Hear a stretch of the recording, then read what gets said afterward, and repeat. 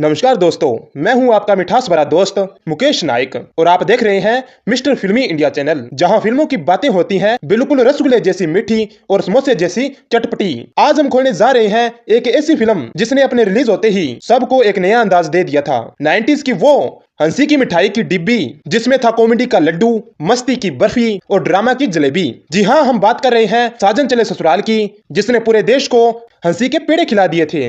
दोस्तों, एक्टिंग के अंदर इन कलाकारों ने ऐसा धमाल मचाया कि लोग आज भी इनके प्रदर्शन को दिल से नहीं निकाल सके हैं।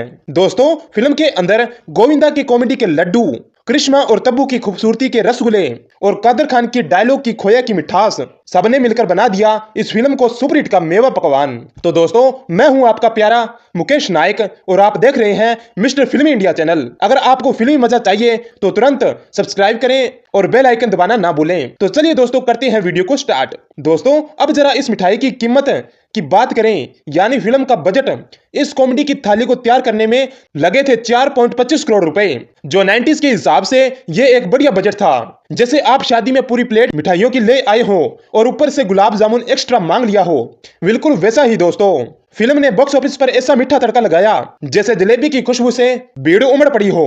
13.82 करोड़ की कमाई ने साबित कर दिया कि यह फिल्म दर्शकों के लिए किसी रसगुल्ले से कम नहीं। और साथ ही भाई साहब, इस फिल्म ने दुनिया भर में 23.61 करोड़ की मिठास घोल दी। सीधा वर्ल्ड वाइड कलेक्शन से अपना नाम 90s की नंबर 1 फिल्मों की लिस्ट में लिखवा लिया था और साथ ही इस फिल्म को सुपरहिट का टैग भी मिल गया था दोस्तों, जिसके रिलीज होने के बाद यह लग रहा था जैसे सिनेमाघरों में गुलाब जामुन बन रहे हों, दर्शक थिएटरों में ऐसे उमड़े जैसे लड्डू बन रहे हों। तो दोस्तों, कैसी लगी आप लोगों को यह कहानी? अगर दिल छू गई हो तो लाइक और सब्सक्राइब जरूर करें। मैं हूं आपका अपना मुकेश नाइक और आप देख रहे हैं मिस्टर फिल्मी इंडिया चैनल। तो दोस्तों, अगले वीडियो में मिलेंगे एक और मजेदार रिव्यू के साथ। तब तक अपने दिल को खुश रखो और अपना ख्याल रखो।